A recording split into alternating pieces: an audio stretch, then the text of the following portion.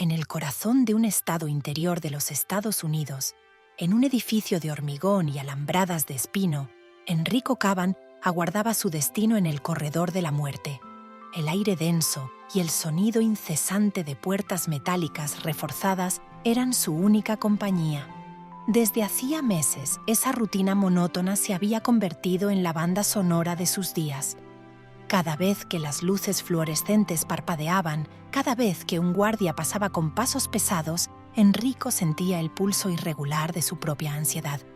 No por el miedo a la muerte en sí, que ya había llegado a aceptar, sino por la injusticia de saberse inocente y estar a punto de ser eliminado por un sistema que, en su opinión, no buscaba la verdad, sino un culpable que calzase con lo que la sociedad necesitaba oír. El caso de Enrico había dado mucho de qué hablar en los medios locales. Se le acusaba del asesinato a sangre fría de un joven universitario, un estudiante de Derecho que, según la Fiscalía, había sido una víctima aleatoria de la furia de Enrico. A los ojos del público, el retrato era simple: un hombre con un pasado complicado, un huérfano criado en las calles, sin un historial de éxitos académicos o sociales, que había descargado su rabia contra alguien que personificaba el éxito y el privilegio. Aunque las pruebas eran confusas y se basaban más en testimonios dudosos que en evidencias sólidas, el juicio había sido expeditivo. El jurado, influido por la presión mediática, lo encontró culpable sin demasiadas vacilaciones. Había un nombre que podría revertirlo todo, un último rayo de esperanza para Enrico: Linda Harris, una abogada que se dedicaba a revisar casos con indicios de errores judiciales. Su reputación era sólida y se había forjado un nombre defendiendo a condenados con pruebas endebles o inconsistencias en los procedimientos. A Enrico le habían dicho, casi como si fuera un rumor improbable, que Linda Harris estaba interesada en su caso. Al principio, él se negó a hacerse ilusiones. Tras meses de apelar a la justicia, nada había frenado el avance de la maquinaria que se proponía acabar con su vida. Sin embargo, en un atardecer donde la luz anaranjada entraba por la ventana enrejada del pasillo, uno de los guardias se acercó a su celda y, sin mirarlo a la cara, le soltó la noticia. «Tienes visita, abogada». Enrico parpadeó y se incorporó en su cama de cemento. Jamás había oído semejante frase sin previo aviso, y una punzada de esperanza, casi olvidada, le atravesó el pecho. Tal vez sea cierto eso que me dijeron. Tal vez de verdad alguien cree en mi inocencia, pensó con un nudo en la garganta que no recordaba haber sentido desde antes del juicio. Linda Harris llevaba varias semanas sumergida en el expediente de Enrico Cavan. Había repasado cada testimonio, cada informe pericial, cada detalle que se presentó en el juicio. Y cuanto más ahondaba en la historia, más le escocía la certeza de que era imposible darle la espalda. Algo en su interior, su instinto de sabueso, como le gustaba llamarlo, le gritaba que aquel hombre podía ser inocente. Había demasiadas inconsistencias. Un arma que no tenía huellas claras, un testigo clave con un historial turbio de mentiras, una serie de pruebas circunstanciales que la Fiscalía había convertido, a golpe de retórica, en una acusación incontrovertible. Linda sospechaba que la presión social por hallar un culpable había nublado el juicio del jurado. Esa mañana, se arregló con sobriedad. Llevaba un traje oscuro y su maletín repleto de documentos, notas y posibles líneas de investigación. De camino a la prisión, sentía el pulso acelerado, no solo por la responsabilidad profesional, sino porque, de algún modo, se había involucrado en la historia de Enrico más allá de lo que correspondía a una abogada experimentada como ella. No podía explicar por qué, pero había noches en que soñaba con la angustia de él, con la mirada que debía de tener alguien que dormía sabiendo que la cuenta atrás, hacia la inyección letal, avanzaba sin freno. Al llegar, los guardias la sometieron a un registro rutinario. Linda ya estaba acostumbrada a esos controles, pero en esta ocasión notó que su nerviosismo era mayor. Se sentía como si fuera la primera vez que pisaba una sala de visitas en un corredor de la muerte. «Concéntrate, Harris», se dijo mentalmente. «Aquí no hay espacio para sentimentalismos». Sin embargo, cuando por fin le dieron paso a la sala de visitas, y vio a Enrico esperando tras el cristal con el auricular en mano, un nuevo temblor recorrió su cuerpo. Enrico se había sentado ya, mirando el cristal con desconfianza. De pronto, vio llegar a una mujer de cabello castaño, gesto serio y mirada decidida. Linda colocó su maletín sobre la mesa, respiró hondo y se sentó en la silla metálica. A través del vidrio, sus ojos se encontraron con los de Enrico. Para él, fue como si un destello de luz iluminara por un instante la penumbra que lo envolvía. Se sintió confuso, extrañamente conmovido. No tenía por qué sentirse así, al fin y al cabo, ella era solo una abogada más que venía con supuestas promesas de ayudarlo, pero algo en su actitud le transmitió calor humano, empatía. Linda levantó el auricular y tras un segundo de duda comenzó. Buenos días, soy la abogada Linda Harris. Me han autorizado a revisar tu caso. Quiero que sepas que creo en tu inocencia y voy a hacer todo lo que pueda para demostrarlo. Enrico alzó una ceja, reticente. Los formalismos no eran lo suyo. Aún así, sus labios se torcieron en una débil sonrisa.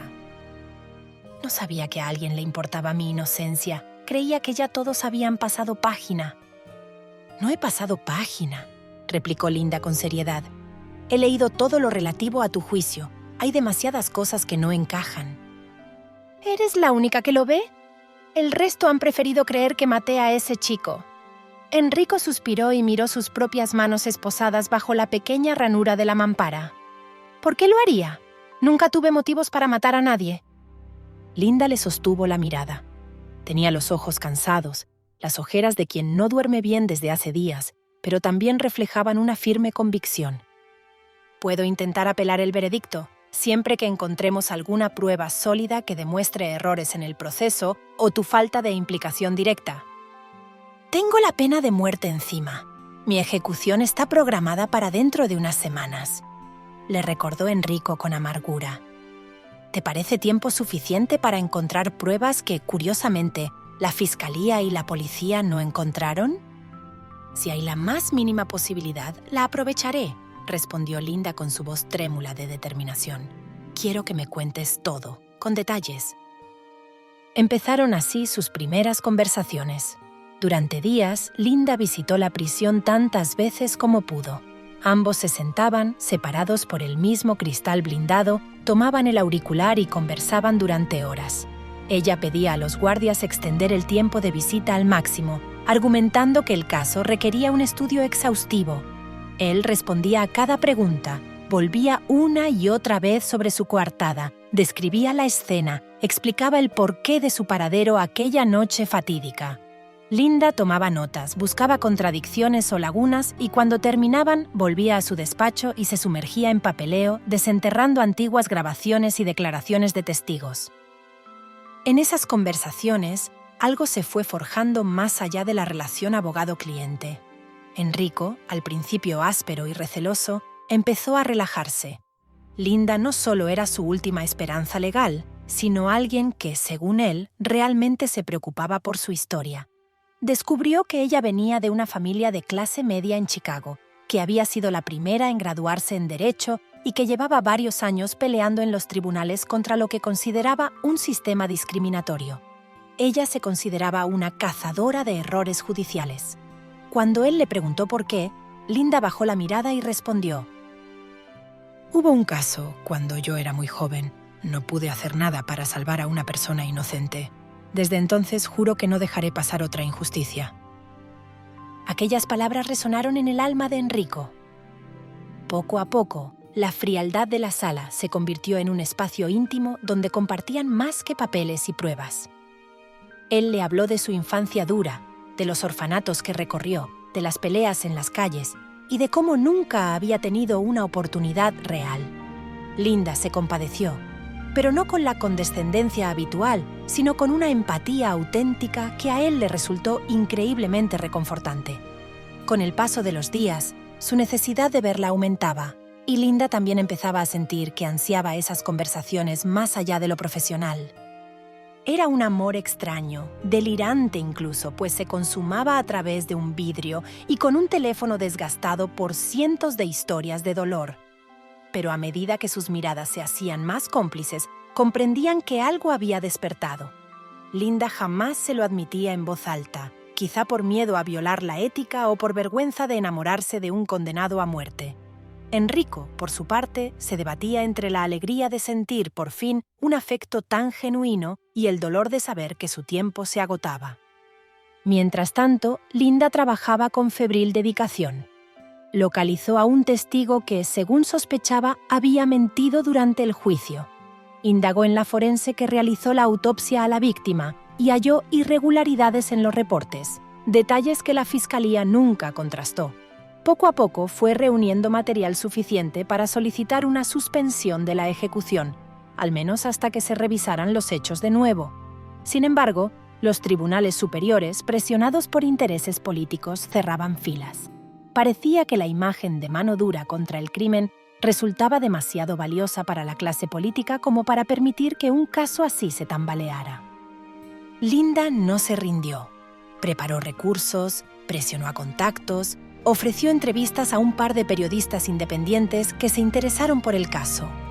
Cada vez que volvía a la sala de visitas y veía a Enrico, le hablaba con pasión de lo cerca que podía estar de encontrar la clave.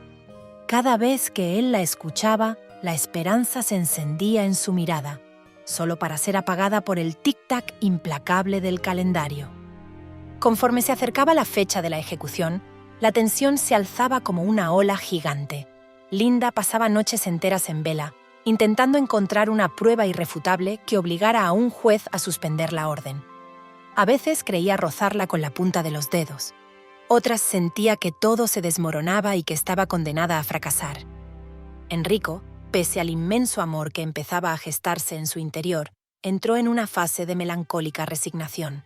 A Linda le decía que, si no lograban detener la ejecución, quería despedirse de ella con dignidad, asegurándole que no cargara con culpas que no eran suyas. Una tarde, a solo 5 días de la fecha fatídica, mientras se miraban a través del cristal, él le tomó la mano, cada uno desde su lado, palpando la barrera inexistente pero dolorosa, y se atrevió a confesar. Creo que te amo, Linda. No quería decirlo, pero estoy muriendo por dentro de pensar que no lo sabrás si me quitan la vida. Linda tembló, sintiendo el aire escaparse de sus pulmones. Ella también lo amaba, de un modo tan absurdo e irracional que la sobrecogía. Sentía rabia hacia el sistema que había puesto un muro entre ellos, rabia por tener la certeza de que, aun si encontraba la justicia, el daño ya estaba hecho. Con voz quebrada respondió: «Yo también, no sé cómo ni por qué, pero sí. No me rendiré, Enrico, te lo prometo». Las siguientes jornadas fueron frenéticas. Linda, impulsada por la fuerza de ese amor, llevó la petición de suspensión hasta la Corte de Apelaciones. Logró, in extremis, que un juez aceptara oír las pruebas complementarias, alegando que existía un testigo dispuesto a retractarse de su testimonio inicial. Sin embargo, en la audiencia preliminar, los argumentos del fiscal se impusieron. Se afirmó que todo no era más que una táctica desesperada para retrasar la ejecución, y el tribunal denegó la petición.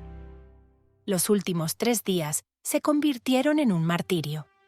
Linda consiguió una entrevista con el gobernador, apelando a la revisión del caso desde el Poder Ejecutivo. El gobernador la recibió con frialdad, reconociendo su pasión, pero la dejó salir con un «Lo siento, no tengo base legal para intervenir a estas alturas». Linda supo en ese mismo instante que la condena estaba prácticamente sellada. Enrico, mientras tanto, aguardaba en su celda, más silencioso que nunca, recibiendo de tanto en tanto los reportes de su abogada a través de llamadas o breves visitas. La noche previa a la ejecución, le permitieron una última charla con ella. Cuando Linda llegó, las lágrimas luchaban por brotar de sus ojos, pero se contuvo con un estoicismo que rozaba lo heroico. «No hay más recursos», anunció entrecortada, «y no queda tiempo». Enrico asintió. Estaba pálido, con unas ojeras profundas que marcaban su semblante. Se acercó al cristal y pegó la mano en él, invitándola a imitarle el gesto. «No te culpes», murmuró. «Has hecho más de lo que nadie hizo jamás por mí. Te estaré agradecido toda la vida, y más allá». Linda sollozó, apretando los dientes para no romper en llanto abierto. Se acercó al vidrio hasta casi rozarlo con su frente. Deseaba abrazarlo, sentir sus brazos, pero solo podía sostener su mano en un simbolismo impotente. «Perdóname, Enrico. Perdóname por no haber llegado a tiempo». Él negó con la cabeza, con una resignación que haría temblar al más estoico de los hombres. «Prométeme una cosa», pidió él con un hilo de voz. «No renuncies a tu lucha. No dejes de pelear por otros como yo. Nadie más que tú puede hacerlo». «Te lo prometo», respondió ella, intentando sonreír a pesar de las lágrimas. Fue su despedida. El guardia anunció el fin de la visita, y las últimas palabras de Enrico, antes de colgar el auricular, fueron un simple «te amo». Linda salió de la sala casi sin poder sostenerse en pie. La ejecución tuvo lugar al día siguiente, bajo la penumbra y el hermetismo del centro penitenciario. Linda no pudo asistir. Ni siquiera quiso presenciar el espantoso ritual. Se quedó en su coche, en el aparcamiento de la prisión, cubierta por la noche, llorando en silencio. Al cabo de un par de horas, se encendió una luz en la zona exterior y supo que todo había terminado. Enrico Caban, inocente o no, ella estaba convencida de lo primero, había sido ajusticiado por un crimen que no cometió. En los días posteriores, Linda pasó por un estado de abatimiento que la llevó a replantearse su profesión, su vida e incluso su fe en la justicia humana. Se preguntaba una y otra vez si habría podido hacer algo más. Recordaba el rostro de Enrico en sus últimos instantes, la resignación, el amor contenido en su voz. Se hacía la misma pregunta cada noche, con la dolorosa certeza de que no hallaría respuesta. Sin embargo, conforme se fue serenando la tormenta y avanzaron las semanas, Linda recordó la última petición de Enrico. «Prométeme que no renunciarás a tu lucha». Todavía tenía el expediente de él sobre su escritorio. A veces lo hojeaba y en su interior crecía una determinación renovada. Entendió que la injusticia no podía tener la última palabra.